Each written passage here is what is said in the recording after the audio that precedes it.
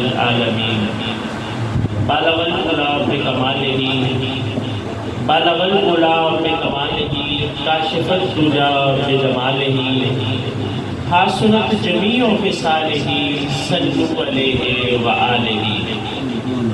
اللہ رب العزت کی حمد و ثنا آقا علیہ السلام کی بارگاہ میں جو ہے عقیدت پیش کرنے کے بعد نہایت ہی معزز و محترم سامعین حضرات، یقیناً یہ بڑے حوصلے اور ہمت کی بات ہے کہ موسم کی اتنی شدت کے باوجود حلقہ درود کے دوست اپنی اس نظم کو باقاعدگی سے اس کا اہتمام کرتے ہیں۔ خالق کائنات ان کا آقا علیہ السلام کی بارگاہ میں درود و سلام کا نذرانہ پیش کرنا اپنی بارگاہ میں قبول فرمائے، اور وہ وقت بھی آئے کہ ہم سب مل کر قبری والے آقا صلی اللہ علیہ وسلم کے گنبد کے سامنے کھڑے ہو کر ان پر درود و سلام کا نذرانہ پیش کریں۔ آج جس موضوع پر میں گفتگو کرنا چاہتا ہوں، 20 محرم الحرام، ایک بہت بڑے عاشق رسول کہ جن کی محبت کی داستانیں سن کر بچے بچے کے جسم کے رونگٹے کھڑے ہو جاتے ہیں۔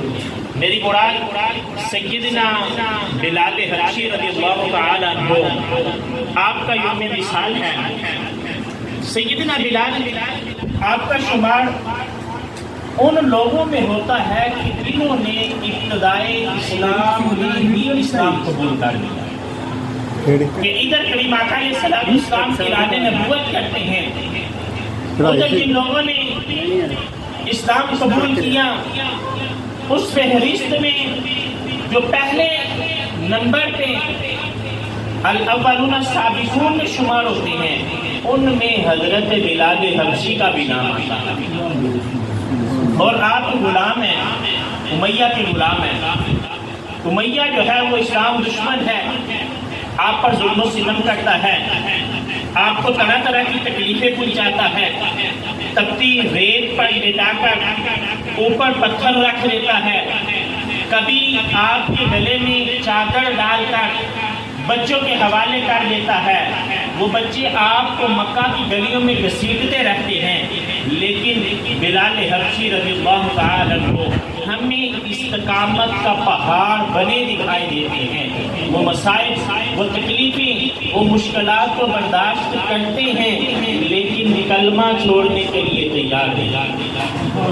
پھر وہ وقت بھی آتا ہے کہ نبی رحمت صلی اللہ علیہ وسلم کی نگاہ رحمت بلال حبشی پر پڑتی ہے، تو کریم آقا علیہ السلام حضرت ابوبکر صدیق سے کہتے ہیں کہ ابو بکر بلال کو آزاد کروا۔ حضرت ابوبکر صدیق امیہ سے حضرت بلال کا سودا کرتے ہیں، منہ مانگے داموں سے حضرت بلال حبشی رضی اللہ تعالیٰ عنہ کو آزاد کرواتے ہیں۔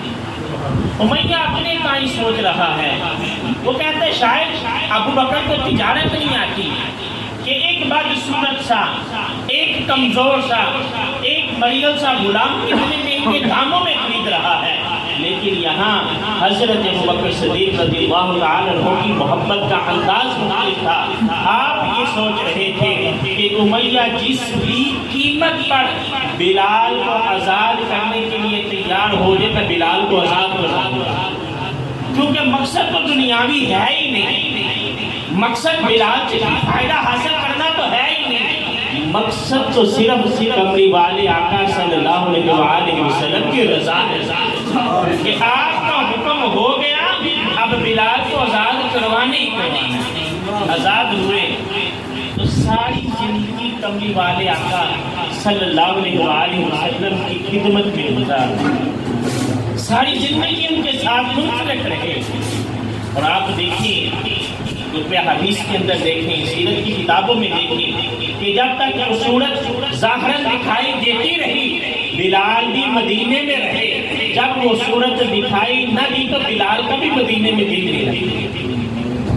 اتنی قربانیاں دی، اتنی محبت کی، بدلے میں اسلام نے کیا دیا کہ جب مکہ فتح ہوتا ہے، بڑے بڑے سردار وہاں پہ کھڑے ہیں، کملی والے آقا صلی اللہ علیہ وسلم نے خانہ کعبہ کو بتوں سے پاک کیا.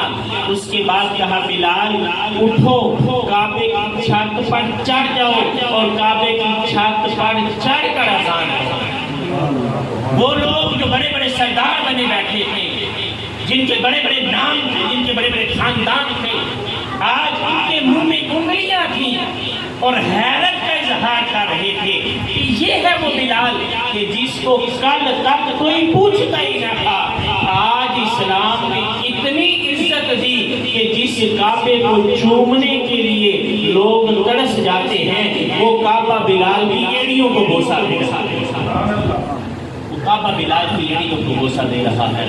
یہ ہستیاں ایسی ہیں کہ جن کی سیرت ہمارے لیے استقامت کا درس رکھتی ہیں، صبر کا درس رکھتی ہیں. اللہ رب العزت ہمیں سمجھنے کی توفیق عطا فرمائے. وما علینا الا البلاغ المبین.